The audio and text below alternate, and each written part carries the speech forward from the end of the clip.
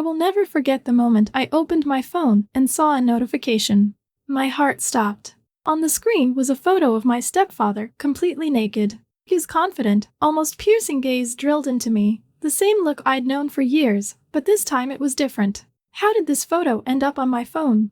But let me start from the beginning. My name is Ashley. I'm 23, and from the outside, my life always seemed normal, even perfect.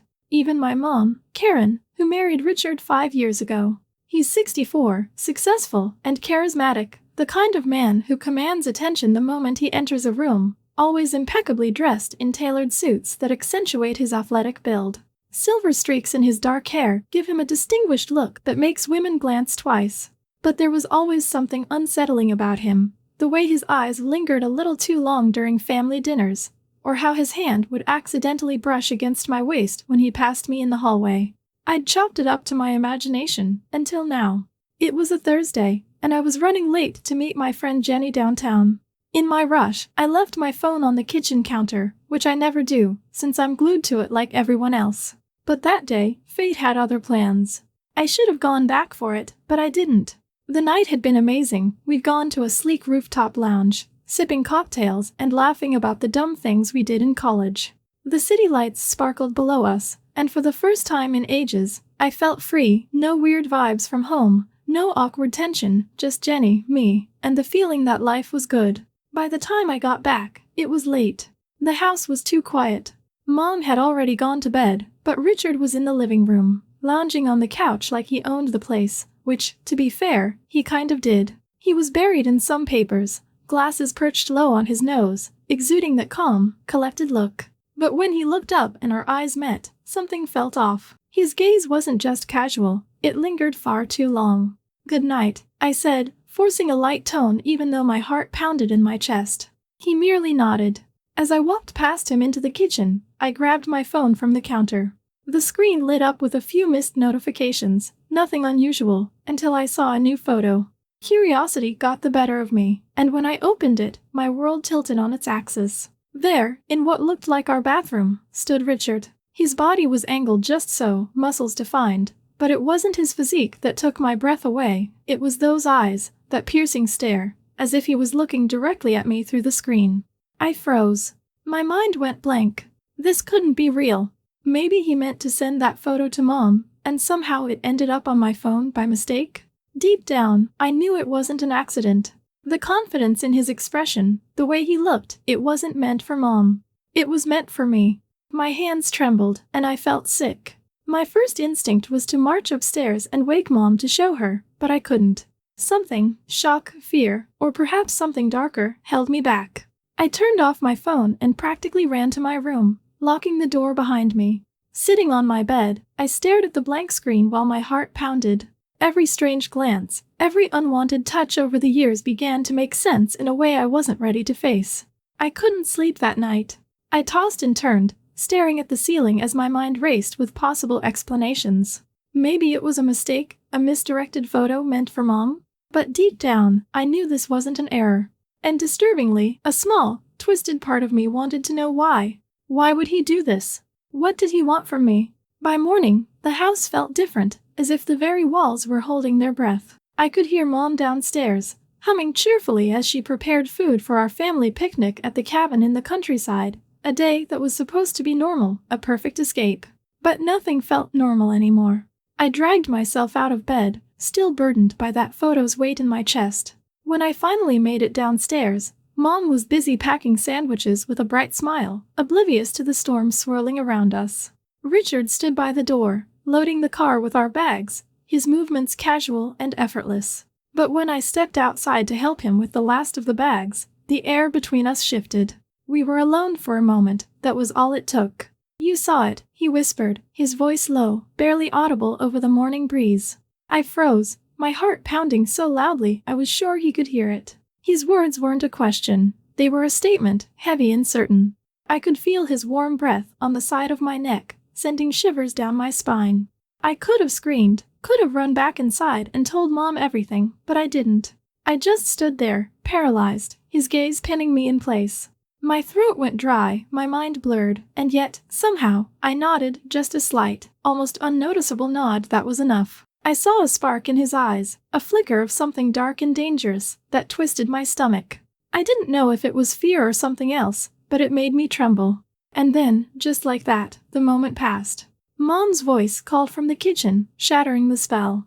Richard stepped back, his face resuming that calm, collected mask as if nothing had happened, as if he hadn't just shattered the fragile reality I'd been clinging to. The drive to the cabin was unbearable.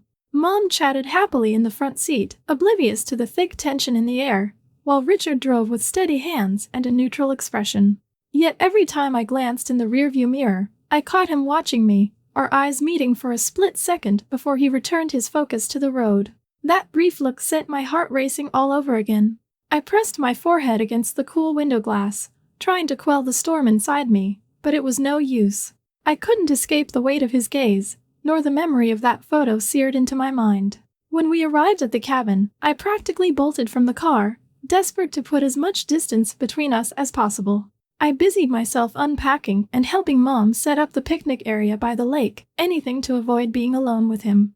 Yet Richard was always there, lurking at the edge of my awareness. His presence was suffocating, and no matter how hard I tried to ignore it, I couldn't shake the feeling that something ominous was coming. As the day wore on, the tension only grew. We ate lunch by the water, Mom laughing and sharing stories while Richard sat quietly, his eyes never straying far from me. Every glance, every subtle brush of his hand as he passed me a drink, felt like a silent reminder of that photo, a promise of something more. I felt as if I were drowning in a sea of emotions, fear, confusion, anger, and an undefinable dark curiosity that both terrified and thrilled me. I hated it. I hated him for making me feel this way, but I couldn't deny it. Later that afternoon, Mom went inside to grab a bottle of wine, leaving Richard and me alone by the lake. The sun was dipping low, casting golden reflections on the water, and I could feel him watching me, the heat of his gaze burning into my skin. "Why?" I finally whispered, my voice barely audible over the gentle lapping of the waves. He didn't answer at first. Instead, he rose and walked over, his shadow falling over me. My heart pounded as he crouched beside me, his face so near I could see the glint in his hazel eyes. "Because you're not a little girl anymore, Ashley," he murmured, his voice low and rough. "And you know it." His words sent a jolt through me. I wanted to slap him, to scream, to run, but I sat frozen, my breaths shallow and rapid. I wasn't sure if I was more terrified by his words or by the fact that a part of me wasn't entirely shocked. Before I could reply, Mom's voice called from inside, breaking the spell. Richard straightened, brushed sand from his jeans, and walked back inside as if nothing had happened. I sat by the lake for a long moment, trying to piece together the whirlwind of emotions crashing over me. That night, after dinner, I locked myself in my room, my mind racing as I listened to Mom and Richard chatting and laughing downstairs, a cruel reminder of the secret now lodged between us. I replayed every glance, every word, every touch in my mind. I didn't know how much longer I could endure this, but one thing was clear: this was far from over, and I had no idea what was coming next. The ride back from the cabin felt suffocating. Mom laughed in the passenger seat, completely unaware of the tension, while I sat in the back, staring out the window as I felt Richard's eyes on me through the rearview mirror. Every time I glanced up, he would watch me long enough to make my skin crawl. I wanted to scream, to jump out of the car and run, but I stayed, watching, hating myself for not leaving. When we returned to the cabin, I leaped from the car before Richard could even turn off the engine. The cool forest air hit me like a slap, but it did nothing to calm the storm raging inside me. I busied myself with unpacking, dragging our bags into the house while Mom chattered away, blissfully unaware. Richard carried the heavier stuff, his movements slow and deliberate, as if he were savoring every second of this twisted game. The cabin, usually cozy and warm, now felt oppressive, every creak of the floorboards echoing in my ears. No matter how far I tried to keep my distance, Richard was always lurking in the corners of my vision. That afternoon, we pretended to be the perfect family. Mom set up the grill while Richard built a fire pit by the lake. I sat on a blanket, pretending to read, but I couldn't concentrate. Every laugh and every casual touch between them felt like a dagger twisting in my chest. I wanted to tell Mom the truth, to scream it out, but I couldn't, not yet. As the sun began to set, Mom went inside to check on something in the kitchen, leaving Richard and me alone by the fire. The flames crackled, filling the silence between us, but they couldn't drown out the pounding of my heart. "I know what you're feeling, Ashley," he whispered, his voice low and smooth, like poison dripping from his lips. His fingers brushed my hand, sending a shock of electricity through me. I jerked my hand away, as if his touch burned. My breath hitched. This was too much. I wanted to run, to get as far away from him as possible, but some dark, twisted part of me wanted to see just how far he'd go. "You're sick," I hissed, my voice trembling with a mix of fear and something I couldn't quite name. He chuckled softly, the sound sending chills down my spine. "You can pretend all you want, but we both know the truth. You feel it too," he said. Before I could answer, Mom's voice rang out from the cabin, slicing through the tension like a knife. Richard straightened, his face once again adopting that calm, collected mask, and Mom's call dissipated the moment. I sat there, frozen, my mind racing and heart pounding. Dinner that night was a blur. I could barely taste the food, my thoughts consumed by what had happened. Richard acted as if nothing were amiss, laughing and joking with Mom as if he hadn't crossed a line that could never be uncrossed. I forced a smile, pretending to be okay, while inside I was falling apart. After dinner, Mom suggested we play cards, but I quickly excused myself, claiming I was tired. I locked myself in my room, leaning against the door as my mind reeled. I couldn't keep doing this. I couldn't keep pretending everything was normal.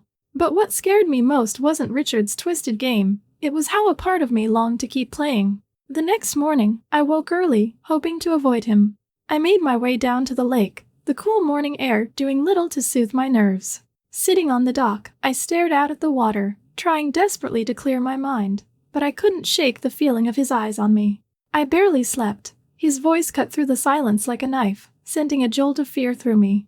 "I don't know what you want from me, Richard," I whispered, barely audible over the lapping water. He stepped closer, his presence looming like a dark cloud. "I think you know exactly what I want," he replied. I abruptly stood and finally turned to face him. "Stay away from me," I snapped, my voice shaking with anger and fear. He smirked, stepping even closer. "You don't really want that, Ashley." I opened my mouth to retort, but before I could, Mom's voice called from the cabin. Richard's smirk vanished, replaced by that composed mask once again, and he turned to walk back inside, leaving me standing there, heart racing, mind reeling. The rest of the day passed in a haze. I avoided Richard as much as possible, but no matter where I went, he was always lurking just out of sight. I felt like I was losing my mind, trapped in a twisted game with no escape. That night, as I lay in bed staring at the ceiling, I realized this wouldn't stop, not until one of us crossed the line, and I wasn't sure which one that would be. The drive back from the cabin felt endless. The silence in the car was suffocating, broken only by Mom's occasional humming along to an old song on the radio. Richard drove with his usual calm, his hand steady on the wheel, yet I could feel the tension radiating off him.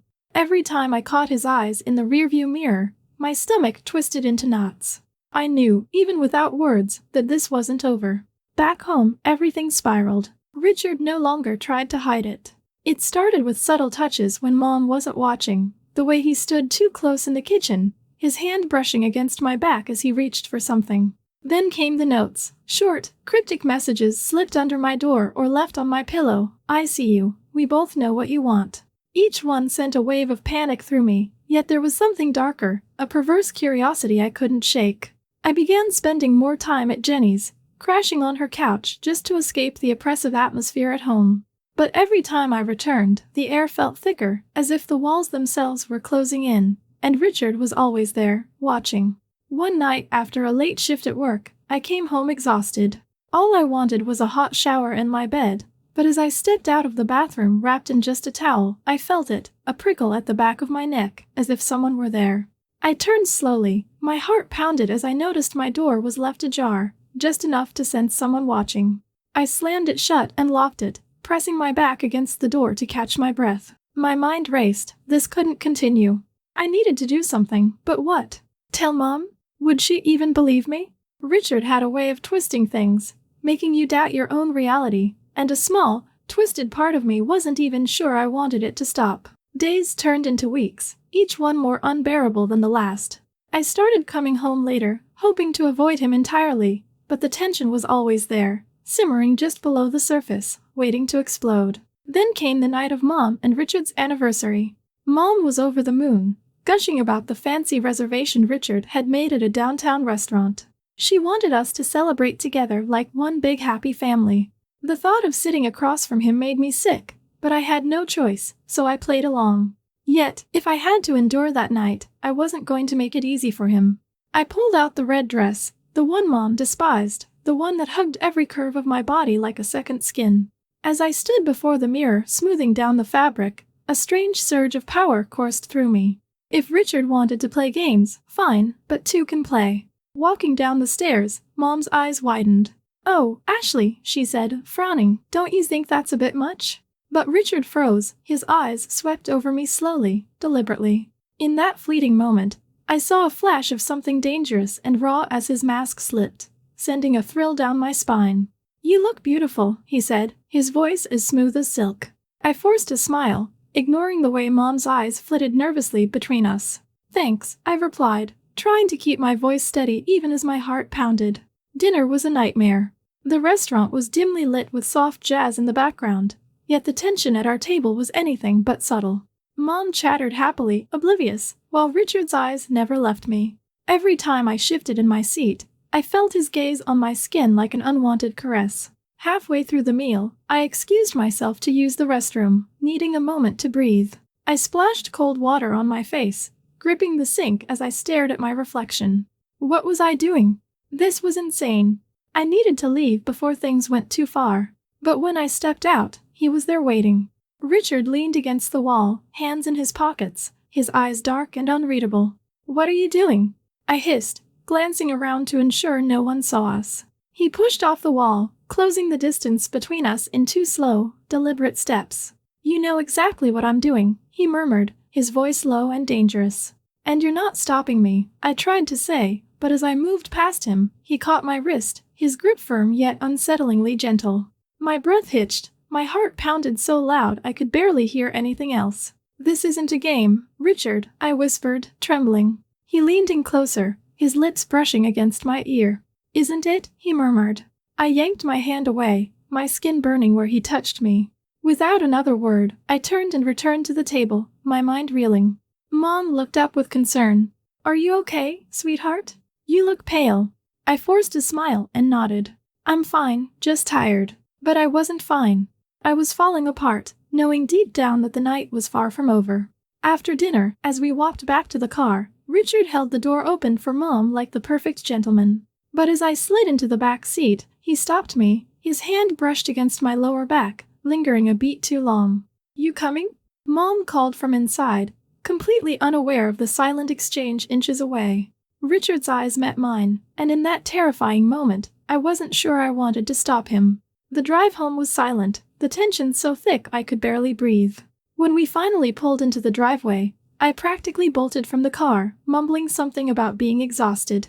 I didn't wait, I just needed to get inside, lock the door, and figure out what the hell I was going to do. We arrived home late. The ride back had been tense and suffocating, Mom buzzing from the wine and the evening, completely oblivious to the silent war between Richard and me. She hummed along to an old love song on the radio, while Richard's hand casually rested on the steering wheel, his knuckles occasionally brushing against my knee. Each touch was deliberate, every glance in the rearview mirror was a challenge. When we pulled into the driveway, I felt a brief relief until Mom yawned, stretched, and stepped out of the car, her heels clicking on the pavement. "That was wonderful," she said warmly. "I'm heading to bed, you two should relax a bit." I watched her fade up the stairs, the sound of her bedroom door closing echoing in my ears. And just like that, we were alone. The living room was dimly lit, the glow of the streetlight outside casting long shadows on the walls. I sank into the couch, my heart pounding. I didn't have to wait long.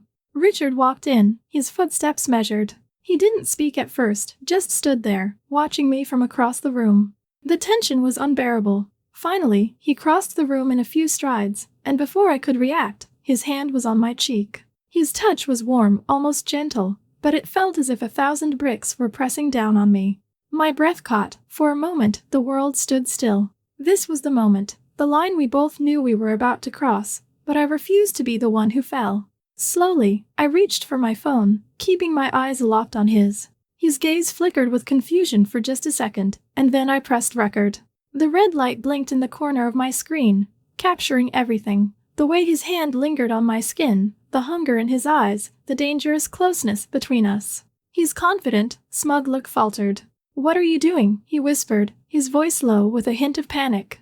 I smiled, stepping closer until there was almost no space between us. "Did you really think I'd let this continue?" I whispered, my voice steady despite the storm raging inside me. "Game over, Richard." For a moment, he just stared, his mouth opening as if to speak, but no words came. I could see the realization sinking in, the power shifting between us. I pulled back, heart pounding, and walked upstairs without another word, leaving him standing there, frozen. The next morning was eerily quiet. Richard was gone, no note, no explanation, just gone. I didn't need to ask where he went, I already knew. I sent the video to Mom while she was still asleep and then packed a bag, grabbed my keys, and left the house. Even with Richard gone, the weight of what happened didn't vanish. It lingered, heavy and suffocating, a constant reminder of how close I had come to losing myself in his twisted game. And the worst part? There were no winners here, only survivors. What would you have done? I spent the next few days in a haze, haunted by memories that I couldn't shake. In the quiet moments of dawn, when the world was still and my thoughts loud enough to echo, I'd replay every detail, the feel of that heavy silence in the car, the cold shock of Richard's gaze, and the trembling moment when I hit record. I sat in a small, rented apartment on the edge of town, the kind of place that promised anonymity and a break from a past that still clung to me like a second skin. The video on my phone was both a lifeline and a curse, a tangible piece of evidence that I could either use to reclaim my voice or let it shatter me completely. I found myself wandering the empty streets at night, trying to outrun the ghosts of the house I'd left behind. Every step on the cracked pavement echoed with memories of that suffocating tension, every shadow a reminder of Richard's lingering presence. I questioned how I could have been so numb, so caught in the web of his twisted manipulation, that I'd let him blur the lines between control and consent. In the dim glow of a flickering streetlight, I would stop and close my eyes, summoning the courage to face the betrayal and pain. But with each pause, the darkness inside me deepened, leaving me unsure if I was strong enough to fight back. The days turned into restless nights filled with feverish dreams where I was both the victim and the unwilling accomplice of my own torment. I began to document every thought, every tremor of fear, and every spark of anger in a battered journal. The act of writing became my sanctuary, a private confessional where I could release the bottled-up terror and the burning need for justice. I scribbled down details I had long tried to forget, the way Richard's hand would brush my waist, the look in his eyes when he whispered that dangerous phrase, and the overwhelming sense of dread that filled every silent corner of my life. I reached out to an old friend, a trusted confidant who had always believed in me. Over weak coffee in a rundown diner, I hesitated before sharing the harrowing truth, the video evidence trembling on my phone screen. My friend's eyes widened with disbelief and sorrow, yet a determined resolve shone through. "You deserve to be heard, Ashley," she said softly, her voice both gentle and insistent. In that moment, I realized that maybe I wasn't as isolated as I felt. Perhaps this evidence wasn't just proof of Richard's perverse games, it was a catalyst for reclaiming my identity. Even now, as I stare out at a rain-soaked city skyline from my window, I'm aware that the road ahead is uncertain. I'm haunted by memories and tormented by what might come next, but I also feel a stirring, a fragile hope that I can rebuild my life piece by piece. The phone remains by my side, a silent sentinel of my defiance. I know that sharing the truth might ignite a firestorm of consequences, yet in that danger, I sense the possibility of liberation. Each day, I try to muster the strength to step further away from that shadowed past, determined that no matter how twisted the game, I will no longer be its pawn. What would you have done in my place? And that's the end of today's story. If you enjoyed this journey, please give this video a thumbs up and don't forget to subscribe to the channel for more incredible stories like this one. Got thoughts or experiences you'd like to share? Drop them in the comments, I'd love to hear from you. Thanks for watching, and I'll see you in the next one. Take care.